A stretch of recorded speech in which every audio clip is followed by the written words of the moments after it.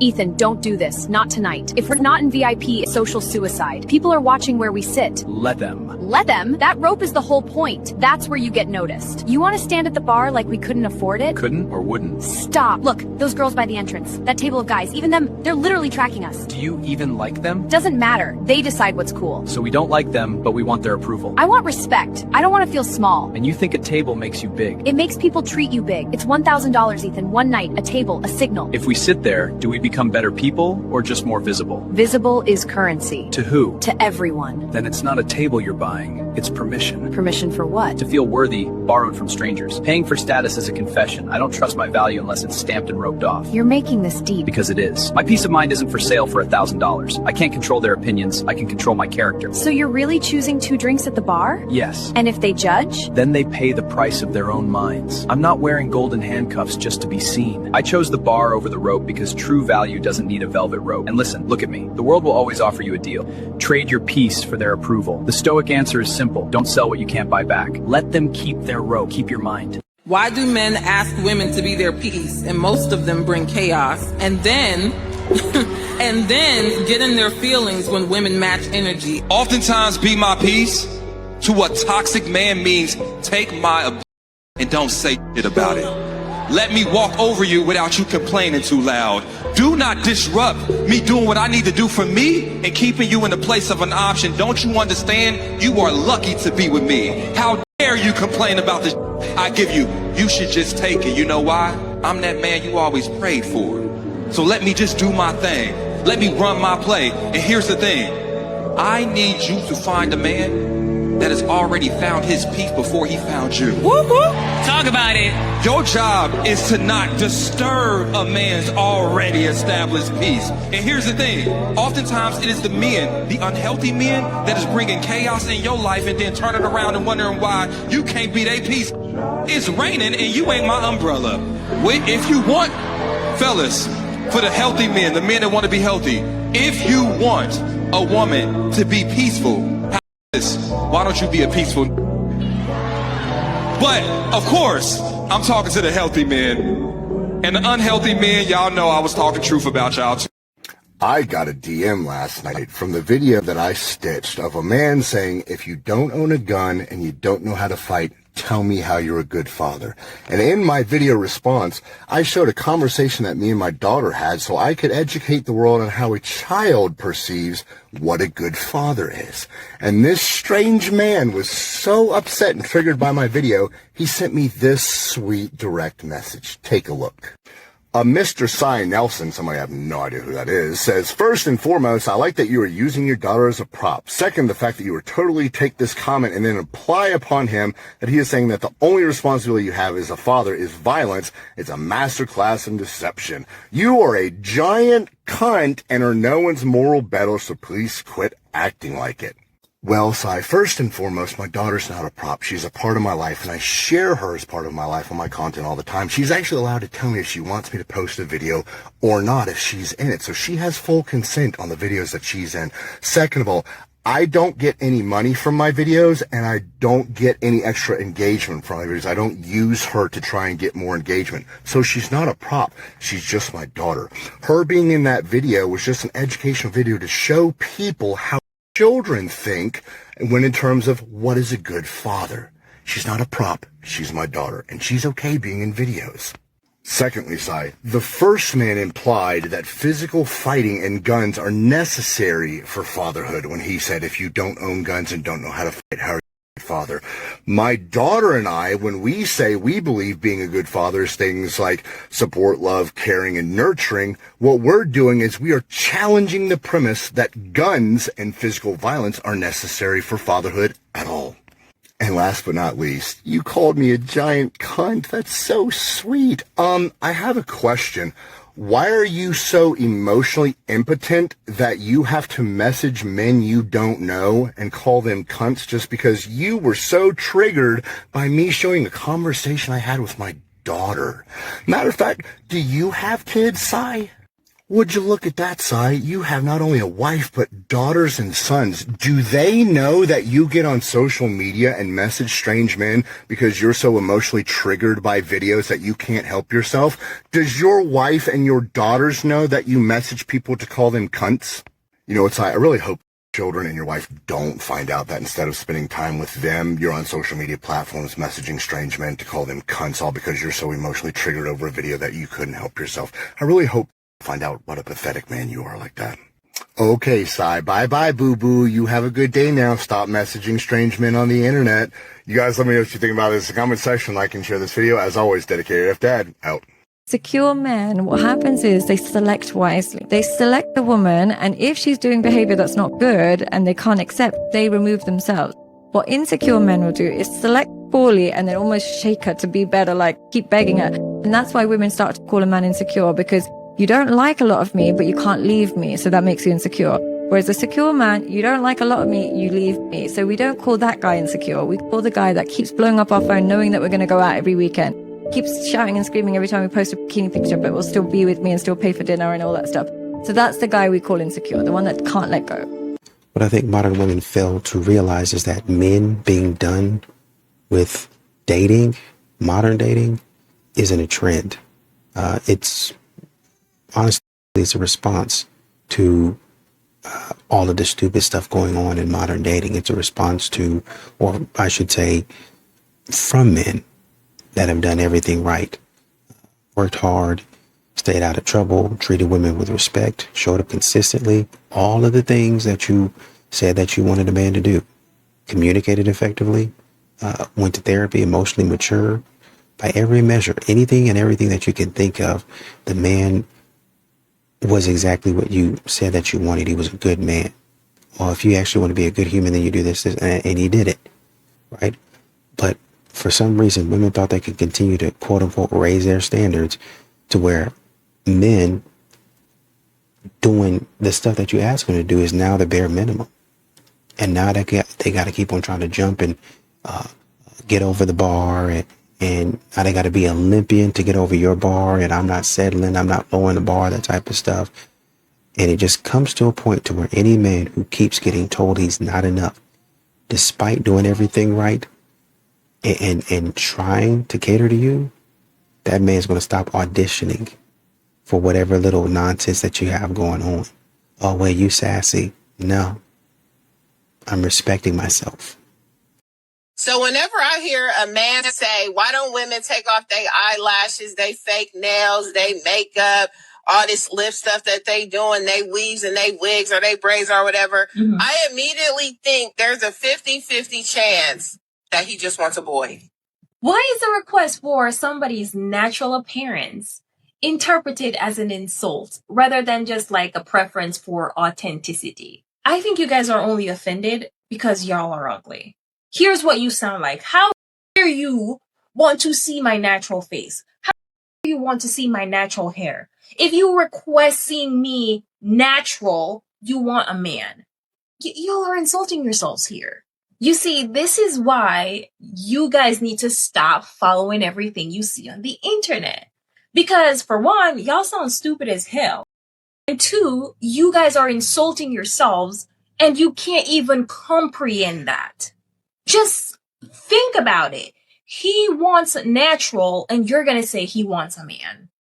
There are three core things to never, ever, ever settle for with a woman.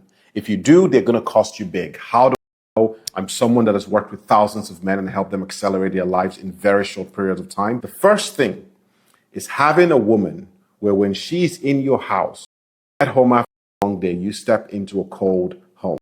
Understand that is costing you the energetic space to unwind, which is costing you the ability to connect into the higher ideas that you need to accelerate your life. And that is putting you into contraction. And the one thing you cannot afford in your life is not chronic stress. It's a state of chronic contraction. And so if she's causing that, something needs to change. The second point is unmatched trajectory. This would happen if you're the person that you're constantly doing the work to take your life to the next level. You're working on the finances, you're working on yourself, you're working on self-development, you're doing all of those different things. And then you have a woman around you who is not matching your trajectory. A woman is an amplifier. As a man, your job is to have the impulse that says, this is where we're going, masculine, projected, direct. The woman is meant to amplify that, even if that just means creating a space that allows you to rest in your essence. And so when you're with a woman that has the unmatched trajectory, that feeling you have in your body where you feel closed and small and nothing's really working, there's a bunch of tension, that is a part of your soul that is resisting the unmatched trajectory from her side. This is costing you a lot of compound exponential growth in your life that you can't see because you're with someone that is not matching your trajectory. And so you are losing the core aspect of why you wanted the feminine in the first place, amplification. And the third thing is a woman that's disconnected from her sexual and her body. As a man, that robs you from the ability to connect deeply with the feminine, which stops you from touching God. This is not about sex, it's about alignment with your power. And so if these three things are happening in your life, you want to think about doing something called taking a chaos pill. This is when you do something that radically alters the current dynamic that you have. This is where you have a very clear conversation with her and say, hey, look, this is not working for me. It's either something changes or we might go our different paths. When you can stand fully in your truth, even if it means rejection or disconnection, that is the sign that you are standing in your spine. And oftentimes, brother, that changes the entire narrative, which changes how you, which changes, accelerate in your own life. Fellas, when you're on grind mode, it's just best you stay single. Or if you want to be in a relationship, make sure you choose a woman that understands, not right now. You have to be with a woman that understands that you're on grind mode. You're not trying to spend no money. You're trying to prioritize. That's the type of woman that you need in your corner. Not the woman that wants you to get her hair done, her nails done every week. When Christmas time comes or her birthday comes, whatever, she's going to be a brat. She's going to complain because you can't get her 10 Chanel bags or whatever the case may be. Be with a woman that understands not right now. And that's the woman, when it's your time, that's the woman you have by your side. And then you finally splurge on her. You finally spoil her because she understood the assignment. It makes no sense. I really do feel people that are on grind mode do not need to be in relationships. It gets real complicated when you're focused and you can't give your all in the relationship because the other person don't understand. Y'all not on one accord. Get you a not right now woman. A lot of you women are pretty. But unfortunately, you're just pretty. There's nothing else. There's no depth. Hey, do you notice, like, especially this generation, social media, everything you look at, women are just so, these young girls, all they have to offer is their body. Everything is breast, behind, and cat. That's all it is. I mean, it's stimulating. We see a young lady, just, I would absolutely agree. Yeah. I saw this post and honestly, I couldn't agree more. A lot of you, like she said, are just pretty. You have nothing more to offer. There's no depth. You say things like, oh, I am the table, because you have nothing more to bring to the table but yourself. Because again, you are a plate. You just look for ways to see how other people serve you, but really, you can't serve anyone with anything. So, okay. Of a woman with depth. Number one, read something that stretches your mind. Read more books. Learn about history. Learn some financial skills. Depth comes from knowledge. So if you're not putting anything in here, you're not going to learn anything. You're not going to gain anything. Number two, learn to articulate your thoughts. If you can't explain what you believe in, you probably don't fully understand it, and that's okay. Practice thinking clearly, slow down, and think before you respond. Me, I'm not the type of person to just get something. Like, I have to constantly read it over and over again and study it to make sure it sticks. I'm kind of slow like that. Hey.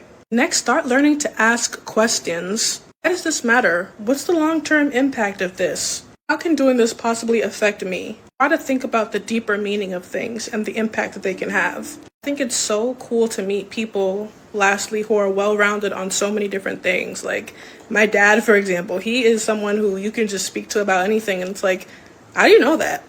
And one of my coworkers at work, I could literally ask her almost anything, and she always has an answer, and it makes sense. That's how I want to be. I want to be able to have a little knowledge about certain things just to be more intelligent. I want to be more than just a pretty face. I want to be a woman of depth. What's the quote that they say? Beauty and brains. Yes, that. Yes, those are just a couple tips, but come on, girls. This year, let's just take it up a notch and try to actually be more than just a pretty face. And what's funny about these situations is that Women continue to ask what happened to the good men, but the best men left the building, and they weren't up to par. They were the average men, as you so call it, the everyday hardworking guy who's not flashy to you. He doesn't make six figures. He's not rich, so you probably not gonna see him. He's not 6'2", so I guess it's easy for you to miss him, huh? I guess it's easy for you to miss him, right? Don't worry about looking at character. Don't worry about looking at behavior. Don't worry about looking at what his intentions are. Those are the men that women kept passing up, kept passing over for Chad and Tyrone. Oh, I want something more exciting. I'm bored. I'm looking for a little toxicity. A little toxicity is okay. And Chad went in there and pumped and dumped you. Basically, is what happened, right? Men had these guys, instead of waiting on y'all to come out of that hotel room, had enough self-awareness to say, hey, this ain't working. She acting silly. I'm not going to continue to waste my time. I'm not going to continue to waste my money. I'm not going to continue to waste my time, my energy, my resources on somebody that's just going to continue to walk in this hotel, know what's going to happen, and then want me to wait outside. I'm trying to figure out. I remember there was somebody that knew what, I think it was it. They knew what the woman was going to do. It's on the tip of my tongue. Knew what the woman, Travis Hunter, taking this woman to parties and sitting outside while she in there clowning. Why would you do that? Well, I want to keep her safe. I get that. I understand that. But at some point in time, we can't, the way that modern women would have erupted if she would have had to do that for him, he got to do that for her, and he got to be at practice. He got to be in school. He got to get his books. He's actually on a scholarship, but he's riding around babysitting her. Modern women don't think about that. They just continue to do whatever they want to do. And this is the type of behavior that men do not want to come in contact with. And that's why they start stepping back. That's why they start saying, you know what? You don't want my love. You don't want anything. What you want is my money, my provision. And I'm going to stop giving that because you keep on squandering it. So Ebony said I got a domestic violence case. Did she swing first? Like, what happened? Full story. Like, what happened? I'm super like. The fact that y'all even asked that question. Because I'm saying, because if I have a son. I'm not biased. Like, yeah, no. Like, yeah. If I have a son, you're not going to come to me and, so did she swing first? Like, what happened? Did she break up your stuff? Did she bash your car? I need the whole full story as to how. That's a valid follow-up. Like, usually women would just be like, damn, like, what you did. Because I know that the system can be abused these days, right? Put your hands on. You be putting your hands on men? Excuse me? You heard me. I'm not gonna lie. I put my hands on my nigga. The one that's in there right now, he know what time it is. And I'm 4'11", he's 6'3", and I be like, and he be liking it. So I be loving it. You like it, I love it. Listen, and that makeup be big 3 boo. Toxic. That is toxic. Can we tell ourselves the truth, ladies? It's not narcissistic or controlling for your husband to expect you to submit to him according to God's word.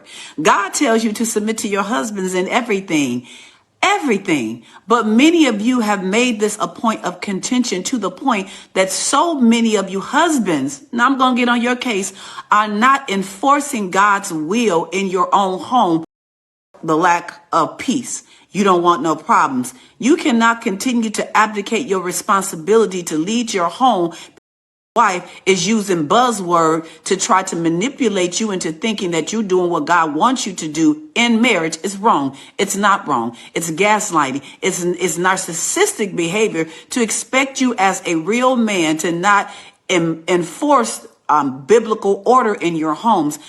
I need you to stand up. Now, I'm not saying be violent and put your hands on her, but what I am saying is stop retreating because you want peace. It is not peaceful in a home that is aligned to God's word and God's order.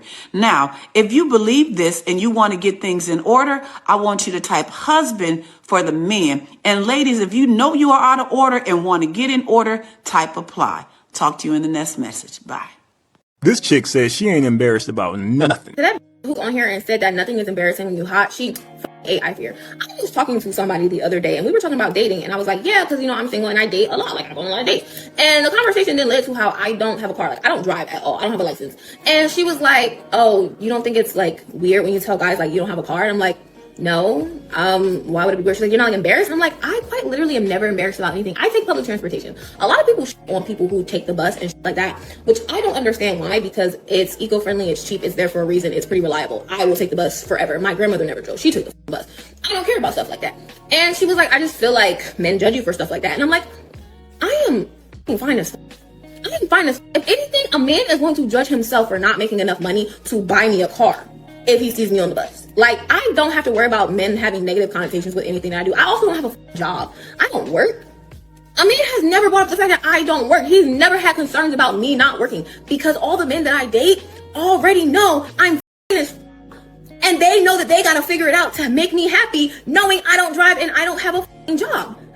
That's just like the realities of it. Like, I don't feel embarrassed about anything, because I'm never feeling like you're gonna look at me and think anything negatively about me. Like, you're just happy that I'm here. Now, this chick just said an awful lot, but to be honest with you, I ain't mad at her, because there are men out there, men with money who love women like this. Women who depend on them for everything. They don't want that woman to have anything going on. They want that woman to be 100% dependent on them. Now, the thing is, those men are hard to find because they're not everywhere, but those men do exist. And if that's what she's been dealing with, more power to her. She looks like pretty young. She might still be in her 20s. And if that's the case, she got a little time before things start to change. I just think it's crazy how some women don't have any shame about their situation. Like, that just didn't bother her at all to come online and tell everybody she doesn't have a job, she doesn't have a car, she doesn't have any plans on getting a job or a car. Like I said, there are men out there who love women like this, and all she can do is cross her fingers and hope she meets one. I will say it's going to be a lot harder to meet that rich man on a bus, so you may struggle with that. But to me and a lot women out there, this woman is a walking red flag. And based on how she's talking in this video, there's nothing about her that makes me think she's the type of woman that wants to take care of. I'm pretty sure she wants to be taken care of, but I just can't see her taking care of a man. I just can't see that. I could be wrong about that, but good luck to any man who ends up with that. And just know, fellas, there's a lot more of these women walking around. She's just being honest about it up front, which I can appreciate. Anyway, leave your thoughts in the video. Appreciate watching. See you next time. These are the top 5 personality traits that are associated with infidelity. To be fair, psychologists have narrowed down all of personality into 5 traits, but here is where people lie on the spectrum of those 5 traits if they are most likely to cheat on their partner. So the Big 5 personality inventory measures the 5 factors of personality. So basically all personality can be sort of funneled down to these 5 factors. And they spell OCEAN, if you want to remember them. Openness, conscientiousness, extroversion, agreeableness, and neuroticism. So the people that are most likely to cheat have low scores on agreeableness. That checks. Obviously, they didn't agree with their partner to be loyal. They have low scores on conscientiousness, which is essentially your diligence, your responsibility. That checks. They have high scores with extroversion, more likely to be out there meeting new people. They have high scores on neuroticism, which is unstable mood or emotional instability. And they have high scores on openness, which openness to experience, more likely to want to try new things, like new partner. So if you're worried about your partner cheating on you, if you think they might have sort of high or low scores on those traits, I would check out the Verified app. It's the one app that will make cheating impossible. And when we talk about dating, I think a lot, especially in modern dating, I think a lot of times modern women talk all of this trash, but they forget that they were the ones that actually pushed men out of the protector and the provider role, and then got upset when men stopped wanting to protect and provide. I mean, most men, that's the way they were brought up.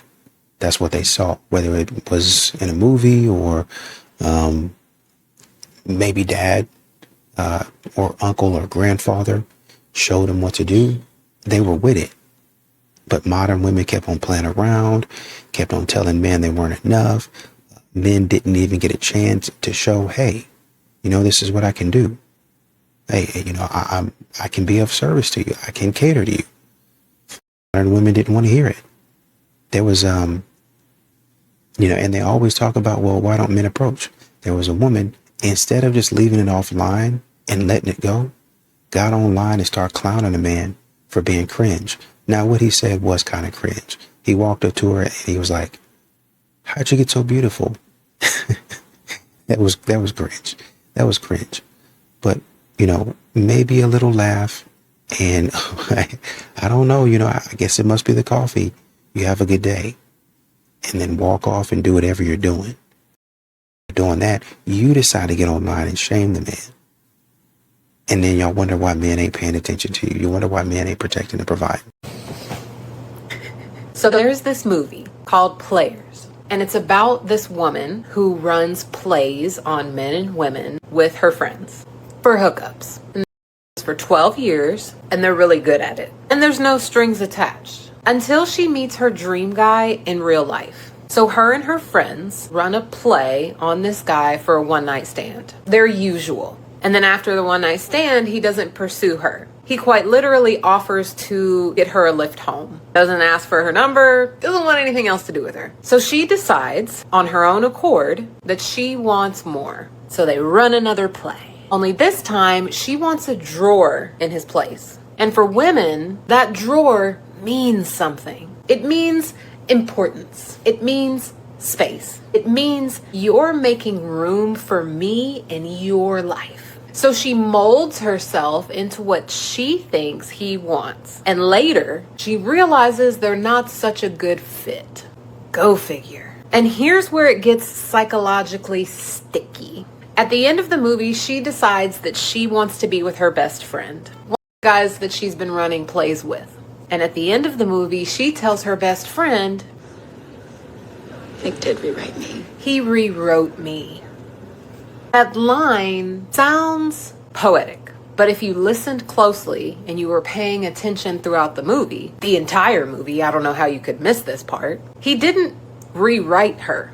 She edited herself. She chose to mold. She chose to perform. She chose to show up as who she thought would secure him. And when it didn't work, the accountability quietly shifts. It becomes him doing something to her. Now, it sounds like something happened to her, like she was manipulated, like she was changed against her will. And if you're not paying attention, you start absorbing the idea that women are constantly being rewritten by men, instead of acknowledging that sometimes we rewrite ourselves to be chosen. And this is the part that most people who consume this type of material, rom-coms, don't know. There's an entire media economy that profits off of this confusion, off men and women distrusting each other, off turning hurt into an identity, off framing love as domination instead of partnership. Not only does it sell certainty, but it sells blame. Because if it's always manipulation, you never have to examine your own self-abandonment. And that's the part that keeps people stuck. It's easier to say, he rewrote me, than to say, I stopped being myself. You're a liar. You said she called the cops, and she did not call the cops. I did not call the cops. Okay, So you're a liar. Sir, I'm going to tell you... Get the out of here. Sir... You get out of here! Sir, go! Stop. Right now, I'm here lawfully for an investigation. No, you're not my Yes, I am. If no one calls you, get out All of right, here. I'm going to call the chief. Officers were called to the pit stop gas station and liquor store about an allegedly intoxicated man who had driven onto the property. The man denied drinking and refused a breathalyzer. To continue the investigation, the officer demanded access to the security footage from the store owner, who is also the mayor. To justify that demand, the officer lied and claimed that a woman working at the store had called him. That lie turned out to be his biggest mistake. The owner didn't take it lightly at all. Watch how this officer's own lie backfires, and he gets kicked off the property in pure embarrassment. It's right down here. Hold on. You're not going anywhere. They're right there. You got a camera that shows him driving up? I don't know how to work it. Okay, but do you have one? Okay. I need to talk to you real quick. Come here. Here's the situation. I got a call. Stated they believe that you be intoxicated. Okay. Have you had any drink today? No. No? Is that your car out front? Yeah. It is? Yeah. Would you mind taking a breathalyzer test for me? No. You won't? No. It looks like you've been drinking. I can smell it. And? How much have you had to drink today? None. None? They stated they seen you drive up here. You're intoxicated. I'm not going to allow you to... Who said I drove it? Sir, I'm not going to tell you who. I'm just telling you what I've observed. Okay, so I'm going to detain you. Go ahead and try and put your hands behind your back. Go ahead and put your hands behind your back. I'm going to detain you right now. You're not under arrest, but I'm going to detain you until I can find out if you've operated that motor vehicle up here. When I find out you operated that motor vehicle up here in an intoxicated condition, you will be placed on arrest. Let me be completely honest before I tell you what I'm about to tell you. I have seen videos before of people saying my phone died twice while I was trying to make this video. The devil don't want me to say this to you. God wants you to hear this, blah, blah, blah. I typically am like, you know, like you knew your phone was close to dead. Probably why your phone died. Nah, I feel that it's real, and I apologize to anybody I've had those thoughts towards.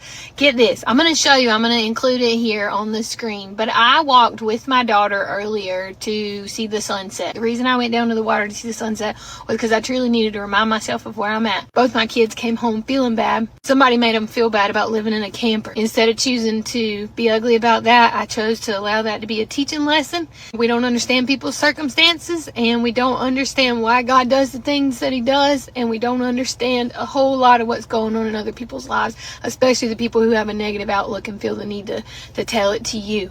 They want to give you their negativity because something in their heart don't feel good. I told my kids about that, but I also walked away like, God, when are you gonna do what you said you were gonna do? You said if I surrendered everything that you would fix all of this. It ain't all fixed. Yeah, and a lot of it is fixed, so don't get me wrong, friends. I'm not ungrateful, but I'm in the waiting. God is taking care of us and sustaining us, and I'm good and I'm happy, but whenever my babies have something to say about somebody making them feel bad, it makes me feel like I really wish I could rush the process, and I really wish I could go ahead and load up a U-Haul right now and take them to a brand new house. I go out to the sunset with my daughter, and I'm trying to find joy, and I'm in my head like, all right, I'm gonna keep the faith. All day, the warfare has been pretty hardcore. God reminded me to be faithful. Remember what I started the surrender for. Remember what he told me he was gonna do, and not stop, not give up, but instead keep going in faith and keep telling people about his love. That is my job right now. So I'm talking to God, and I'm like, I know you're gonna do it. I know you're gonna do it. I don't know what it is, but I know you're gonna do it. And I heard something, and I very quickly wanted to make a video, and I looked, and my phone was on 16%, and I was like, oh, that's perfectly good. To tell you guys real quick what it is I heard God say. As I hit record, my phone was on 2% and it was glitching, and I can even, if you guys want, I can post the original video I took because I still took it, but the wind started blowing so hard that you couldn't hear the words that were coming out of my mouth. I realized right then that whenever y'all say the devil wants to turn your phone off, he really does want to turn your phone off. He wants you to hush, and he don't want people to hear what you have to say. Hear me when I say this. God is going to use me as an example, and you can write that down. You can mark my words. You can call me crazy, but God is going to use me as an example. I'll tell you what the example is. Full surrender in faith is scary because God asks you to let go of every single thing that you created for yourself that he did not give you. He asks you to let go of everything that you put before him. You are an idolater. You idolize your possessions, relationships. You have probably been with many narcissistic people because you idolize them, and that is the kind of partner that a narcissist needs. You put any and everything above yourself and above God, because if you can just prove your worth through something you can touch, then you're in control. And we're not even going to get into how that's probably got something to do with some trauma you've experienced at some point. What I'm going to say is this. I'm going to be used as an example to show a lot of people who are afraid of surrender what real faithful surrender looks like and what it gets you. And don't get me wrong, I'm not about to tell you what I think it gets me because I have no idea. But I do know something. I know that my God told me to walk away from everything I had and everything I was doing, and he sent me in the way that he would have me go. I know I walked into this campground with exactly what it is I was supposed to walk into this campground with, and I know my needs are being met right here, right now, today. I know my children are learning what true faith in God looks like, and I know there's gonna come a day where I get to tell that story over and over and over again, and I get to encourage people who are trying God and don't know where to start, or are sitting in struggle that looks so scary that they don't think they have a way. He's never going to walk you into something that he's not planning on walking you out of. You got to follow him, so you got to find him. And I'll tell you how you find him. You let go of every single thing you put above him. It could be your man, your woman, your family, your house, your car, your career. You got to let go of every single thing. And what I look like right now is a girl who's still finding her way, but I let go of every single thing I put before him, and I promise you, he will use me as an example to show what the reward is for that. Also, the next time I see a video where somebody says the devil turned their phone off while they were trying to make it, I'm gonna listen to what they have to say. Today is February 22nd, 2026, and I promise you, you will be able to look back at this video and look at what it is he brought me to. I don't know what it's gonna be, but I promise you, my God's gonna do it. I promise you.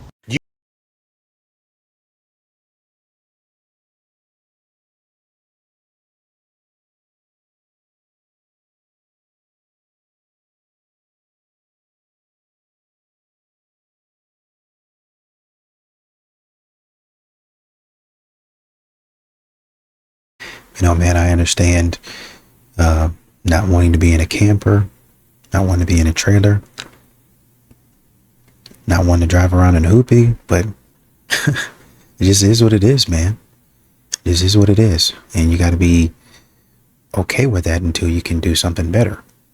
Until you can get something better. I remember my dad bought brother and I like a Chevy Lumina. It was trash. It was a trash car. It was a trash car, man.